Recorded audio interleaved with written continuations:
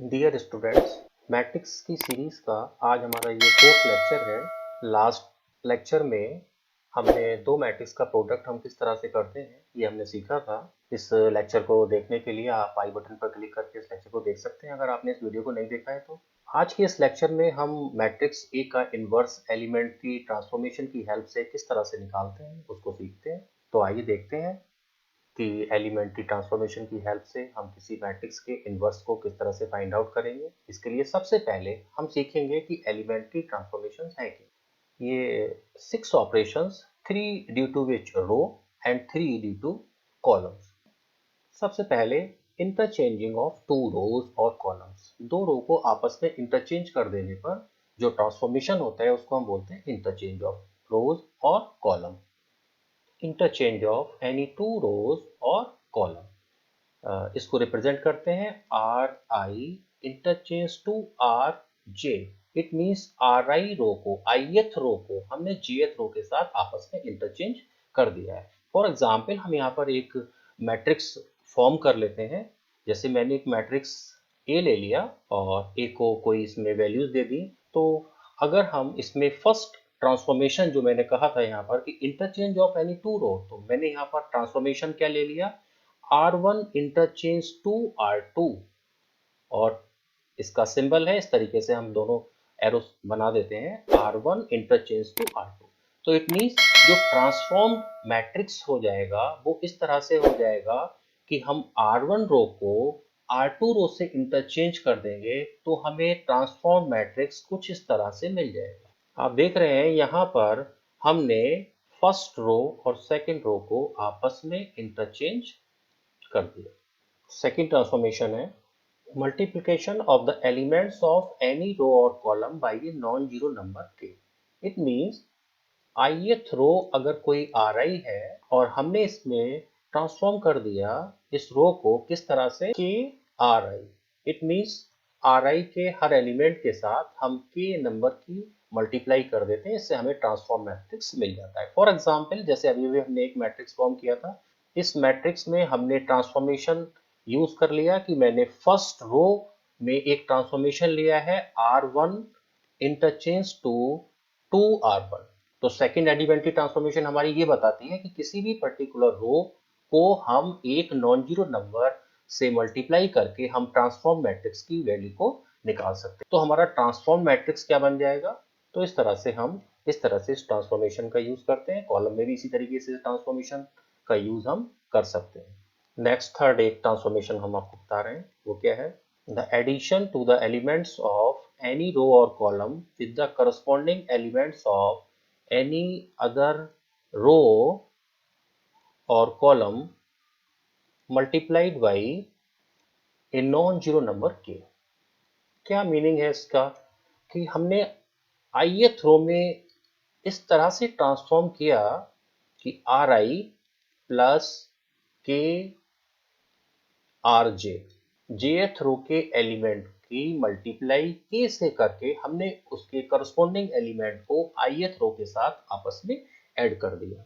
For example जैसे अभी अभी हमने एक मैट्रिक्स लिया था, एक इसमें हमने ट्रांसफॉर्मेशन का यूज कर लिया। क्या ट्रांसफॉर्मेशन लगाया, R1 को हमने ट्रांसफॉर्म किया R1 प्लस ऑफ 2R2।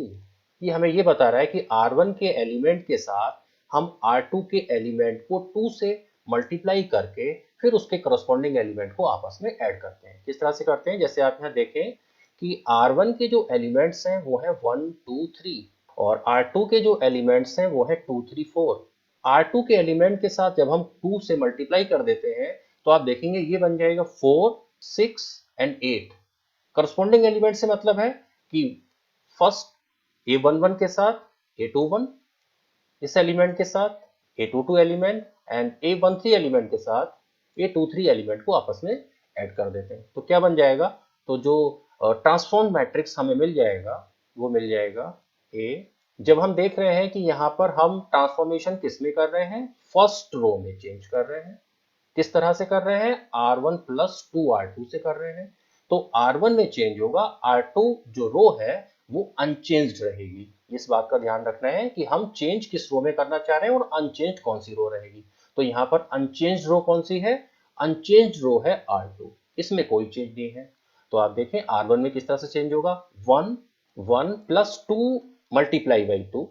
इसी तरीके से सेकंड एलिमेंट क्या आ जाएगा, 2 प्लस 2R2 है तो 2 इंटू 3। इसी तरीके से third element 3 plus 2 multiply by 4। R2 जो रो है उसमें किसी तरीके का कोई चेंज नहीं होगा, R3 में भी कोई चेंज नहीं होगा। तो इस तरीके से हमने ये एलिमेंट्री ट्रांसफॉर्मेशन किस तरह से अप्लाई करते हैं ये देखा। इन्हीं एलिमेंट्री ट्रांसफॉर्मेशन की हेल्प से अब हम A इनवर्स की वैल्यू को कैसे कैलकुलेट करेंगे वो आप देखेंगे। इसके लिए हम एक एग्जाम्पल ले रहे हैं। मैंने एक एग्जाम्पल लिया है A इक्वल टू 1 2 -2 -3 -1 3 0 और थर्ड रो है 0 -2 1। हमें क्या कैलकुलेट करना है, find A inverse with the help of elementary row transformation. इसके लिए आप देखें हम A को लिखते हैं IA, where I is identity matrix. जैसा आप देख रहे हैं कि हमने मैट्रिक्स A को लिखा है A equal to IA। I क्या है, आइडेंटिटी मैट्रिक्स है, उसका ऑर्डर भी 3/3 का ही है। एक सीक्वेंस ऑफ एलिमेंट्री ट्रांसफॉर्मेशन को इस तरह से अप्लाई करते हैं जिससे कि मैट्रिक्स A ट्रांसफॉर्म होकर आइडेंटिटी मैट्रिक्स में बन जाए। मींस जब ये ऑपरेशन यूज करने के बाद मैट्रिक्स A ट्रांसफॉर्म होकर I मैट्रिक्स में चेंज हो जाता है तो उस कंडीशन में I मैट्रिक्स एक नए मैट्रिक्स B की फॉर्म में आ जाता है और हमारे पास जो एक्सप्रेशन आता है वो कुछ इस तरह से आता है I इक्वल टू BA। आप देख रहे हैं कि यहाँ पर आइडेंटिटी मैट्रिक्स इक्वल है दो मैट्रिक्स के प्रोडक्ट के। ये हमें बताता है कि B is equal to A inverse. इस कंडीशन कभी सेटिस्फाई हो सकती है जब ये transform matrix B A inverse के इक्वल हो। तो इसी प्रॉपर्टी का यूज करते हुए हम A का इनवर्स निकालते हैं। तो हमें करना क्या है, हमें करना है कि हम A में ऐसी एलिमेंट्री ट्रांसफॉर्मेशन का यूज करें कि ये आइडेंटिटी मैट्रिक्स में चेंज हो जाए। और आइडेंटिटी मैट्रिक्स होता क्या है, वो होता है 1 0 0 0 1 0 0 0 1। अब आप देखें हम किस तरह से कर रहे हैं। आपने देखा यहाँ पर A11 पहले से ही लिखा हुआ है, A11 equal to 1। It means यहाँ पर आइडेंटिटी मैट्रिक्स का जो A11 एलिमेंट है वो पहले से ही यहाँ पर है। इसके बाद रिमेनिंग 2 एलिमेंट्स को हमें 0 बनाना है। यहाँ पर ये एलिमेंट 0 है तो केवल एक A21 जो एलिमेंट है इसको 0 बनाने के लिए हम रो ट्रांसफॉर्मेशन यूज करेंगे। और रो ट्रांसफॉर्मेशन यूज करेंगे R2 में हम चेंज करेंगे R2 प्लस ऑफ R1। तो आप देखें फर्स्ट रो अनचेंज्ड है, चेंज R2 में होगा तो फर्स्ट रो हमने एज इट इज लिख दिया 1 2 -2। सेकेंड रो में हमें क्या यूज करना है, R2 प्लस R1 तो -1 प्लस 1 मीन्स 0। 3 प्लस 2 5 0 -2 -2।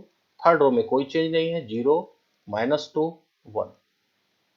तो इस तरह से इस ऑपरेशन से A में ये चेंज आ गया। यही चेंज अब हम आइडेंटिटी मैट्रिक्स में क्या आ जाएगा, आइडेंटिटी मैट्रिक्स में जो I है वो क्या है 1 0 0 है तो इसमें हमें फर्स्ट रो में कोई चेंज नहीं करना है। सेकेंड रो में क्या चेंज हो जाएगा, सेकेंड रो में चेंज हो जाएगा R2 प्लस R1 से जो चेंज आएगा तो आप देखेंगे 0 plus 1 1 1 plus 0 1 and 0 plus 0 is 0 0 0 1। ये अनचेंज्ड रो है और इसी के साथ ये A लिखा हुआ है। तो ये वाला जो इक्वेशन जो हमने यहाँ पर लिखी थी A इक्वल टू IA, ये ट्रांसफॉर्म होकर इस फॉर्म में हमें मिल जाती है। अब हम आगे के ऑपरेशन यूज करेंगे। अब आप देखें, ध्यान दें इस चीज को कि नेक्स्ट जो स्टेप हमारा होगा वो होगा कि हम A22 एलिमेंट को 1 बनाएंगे। ध्यान दें इस चीज को। तो इसको 1 बनाने के लिए हम सेकंड वाला एलिमेंट्री ट्रांसफॉर्मेशन का यूज करेंगे जिसमें हम R2 में चेंज करेंगे 1/5 R2। आप देखें चेंज करके जो हमें मैट्रिक्स मिलेगा वो क्या मिलेगा। आप देख फर्स्ट रो में किसी तरीके का कोई चेंज नहीं होगा तो 1 2 -2 एज इट इज लिखा रहेगा। 5 से इसको हम सेकंड रो को डिवाइड कर देंगे तो ये मिल जाएगा 0 1 -2 अपॉन 5। थर्ड रो अनचेंज रहेगी वो है 0 -2 1। इसी ऑपरेशन को हम राइट हैंड साइड में भी अप्लाई करेंगे। थर्ड रो अनचेंज रहती है इनटू ए। तो इस तरह से सेकेंड ऑपरेशन हमने यूज करके हमारा ट्रांसफॉर्म इक्वेशन इस तरह से फॉर्म हो जाती है। नेक्स्ट स्टेप में हमारा काम ये होगा कि हम A22 एलिमेंट को 1 बनाने के बाद इस कॉलम के करस्पॉन्डिंग जो एलिमेंट -2 है इसको 0 बनाएंगे सबसे पहले। इसी स्टेप से अगर आप चलेंगे तो बहुत इजीली ए इनवर्स की वैल्यू को आप फाइंड आउट कर पाएंगे। तो -2 को 0 बनाने के लिए आपका जो ऑपरेशन होगा वो होगा R3 में, और R3 में हम ऐड करेंगे 2R2। ध्यान देना है कि जो हमने एलिमेंट को 1 बनाया है उसी रो के रेस्पेक्ट में ही हम R3 को 0 बनाएंगे। अब आप देखें ट्रांसफॉर्म मैट्रिक्स हमारे पास क्या मिल जाता है। फर्स्ट रो अनचेंज्ड है, सेकेंड रो भी अनचेंज्ड है। चेंज जो है वो केवल थर्ड रो में है, और थर्ड रो में किस तरीके से चेंज है, R3 में हम R2 के एलिमेंट की 2 से मल्टीप्लाई करके आपस में ऐड करते हैं तो क्या आ जाएगा 0। -2 + 2 × 1 मीन्स 0। ठीक इसी तरीके से जो थर्ड एलिमेंट आ गया वो क्या आ गया, आप देखें 1 और 2 से इसकी मल्टीप्लाई करके हमने आप ऐड कर दिया तो -4/5 1/5। क्लियर है। नेक्स्ट राइट हैंड साइड में यही ऑपरेशन सेम जो ऑपरेशन लेफ्ट साइड में लगाया जाएगा वही ऑपरेशन हम राइट साइड में लगाएंगे। तो क्या बन जाता है 1 0 0 अनचेंज्ड है, चेंज है थर्ड रो में, और थर्ड रो में हम क्या चेंज करेंगे R3 + 2R2। तो आप देखेंगे 2/5 0 + 2/5 एंड 1 मल्टीप्लाई बाई 8। इस तरह से ऑपरेशन है कि अब हमारा काम होगा A33 को 1 बनाना। सबसे पहले A11 को हमने 1 बनाया, रिमेनिंग एलिमेंट उस कॉलम के हमने 0 बनाए। फिर उसके बाद हमने A22 एलिमेंट को 1 बनाया, करस्पॉन्डिंग जो इसके बिलो एलिमेंट थे, ध्यान दें जो बिलो एलिमेंट थे हमने पहले उसको 0 बनाया। उसके बाद जो A33 एलिमेंट है उसको हम 1 बनाएंगे। तो इसको 1 बनाने के लिए हमने R3 में 5 मल्टीप्लाई कर दिया, और ट्रांसफॉर्म्ड रो जो हमारे पास बन जाएगी किस तरह से आ जाएगा आप देखें।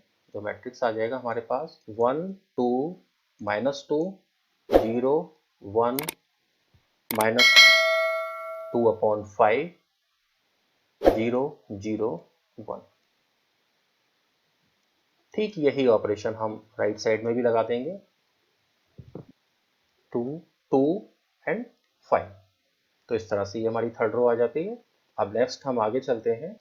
अब आप देखें इसी तरीके से जैसे अभी हमने जो ये ऑपरेशन यूज करे थे, तो इन ऑपरेशंस के यूज करके आप देखेंगे कि जो ये आपका मैट्रिक्स आ रहा है वो मैट्रिक्स लेफ्ट हैंड साइड वाला एक ट्रायंगुलर मैट्रिक्स की फॉर्म इसकी बन जाती है, जिसमें डायगोनल से बिलो एलिमेंट सारे 0 हैं और अपर एलिमेंट सारे नॉन जीरो हैं। अब हम इसके बैकवर्ड ऑपरेशन में चलते हैं। आप देखें A33 1 है, और इस 1 के रेस्पेक्ट में हम रिमेनिंग जो इस कॉलम के जो 2 एलिमेंट हैं इसको 0 बनाएंगे।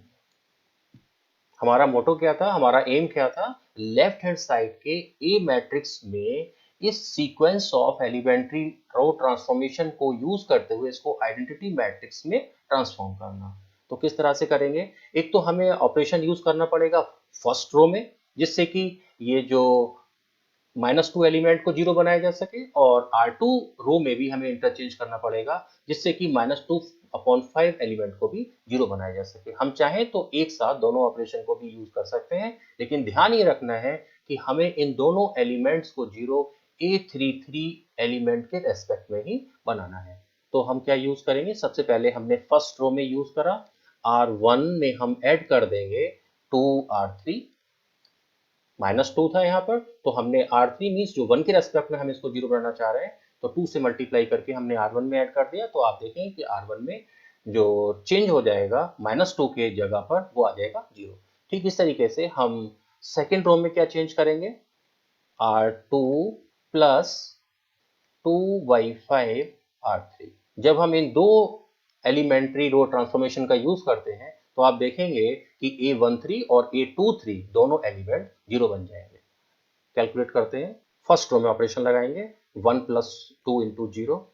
यहाँ पर आप देखते जाएं कि एक एलिमेंट आपका फर्स्ट रो आपकी ये है और थर्ड रो आपकी ये है। जो थर्ड रो है उसके एलिमेंट के साथ हमें मल्टीप्लाई किसकी करनी है, 2 की, और उसको आपस में R1 एलिमेंट के करस्पॉन्डिंग एलिमेंट के साथ इसको ऐड कर देना है। तो क्या बन जाएगा, आप देखें ये तो 1 हो गया, 1 प्लस 2 इंटू 0। इसी तरीके से 2 प्लस 2 इंटू 0, तो इसमें भी 2 ही रहा, माइनस 2 प्लस 2, ये एलिमेंट 0 हो गया। नेक्स्ट R2, R2 में क्या चेंज होगा, R2 प्लस 2/5 R3। तो अब आप R2 को देखें कि R2 में ये लिखा हुआ है, तो आप देखें यहाँ क्या बन जाएगा, 0 प्लस 1 प्लस 2/5 R3, तो 1 plus 2/5 0 means 1, and minus 2/5 plus 2/5 into 1, तो ये भी एक एलिमेंट क्या बन गया, 0। और थर्ड रो अनचेंज रहेगी, इसमें किसी तरीके का कोई चेंज नहीं रहेगा, तो ये आ जाएगा 0 0 1। तो इस स्टेप को अगर आप फॉलो करेंगे तो इसमें कोई आपको गलती इसमें होने की पॉसिबिलिटी बिल्कुल भी नहीं होगी। ठीक यही ऑपरेशन अब हम इस मैट्रिक्स के अंदर यूज करेंगे। R1 plus 2 R3, 1 plus 4 plus क्या आ गया आपका 5। Next 0 plus 2 into 2 4, 0 plus 5 into 2 10। हम कौन सी एलिमेंट को चेक कर रहे हैं, अब हम नेक्स्ट R2 आप देखें और R3 आप देखें। R3 जो है इसमें हमने मल्टीप्लाई किया है R3 में 2/5 से, तो आप देखें क्या आ जाएगा, R2 प्लस 2/5, यानी कि ये बन जाएगा आपका 1/5 प्लस 2 इंटू 2/5, क्या आ जाएगा 5/5 एंड मीन्स 1। इसी तरीके से आगे हम ऑपरेशन लगा लेते हैं, 1 1 2, ये आपकी सेकेंड रो आ जाती है। थर्ड रो में किसी तरीके का कोई चेंज नहीं है, तो ये आपका 2 2 5 इंटू 8। अब आप देख रहे हैं कि लेफ्ट हैंड साइड में केवल एक एलिमेंट हमारा 2 है जो अभी 0 नहीं हुआ है, तो अब नेक्स्ट स्टेप में हम इसी को 0 बनाएंगे। जैसे अब हम इस एलिमेंट को 0 किस तरह से बनाएंगे, इस 1 के रेस्पेक्ट में। आप देखें जो हमारी ऑपरेशन होगा वो क्या होगा, R1 में हमें चेंज करना पड़ेगा क्योंकि R1 में 2 है, और चेंज करेंगे R1 माइनस का 2 R2। अब देखें क्या बन जाता है, ये हो जाएगा आपका 1 और 2 माइनस 2 0 0, बाकी कोई रो में कोई चेंज नहीं होगा, 0 1 0 0 0 1। अब आप देख रहे हैं कि लेफ्ट हैंड साइड में जो मैट्रिक्स है वो आइडेंटिटी मैट्रिक्स में ट्रांसफॉर्म हो गया। राइट हैंड साइड में देखें, राइट हैंड साइड में क्या आ रहा है, 5 माइनस 2। देखते जाएं, ये आपका फर्स्ट रो थी, सेकेंड रो की मल्टीप्लाई हमने 2 से की है, और उसके बाद R1 में से R2 को सब्ट्रैक्ट कर दिया है। अब आप देखें कि 5 माइनस 2 क्या बन जाएगा, 3 बन जाएगा। 4 minus 1 into 2, 4 minus 2 is 2, 10 minus 2 into 2 यानी कि 4 6। Remaining elements are same.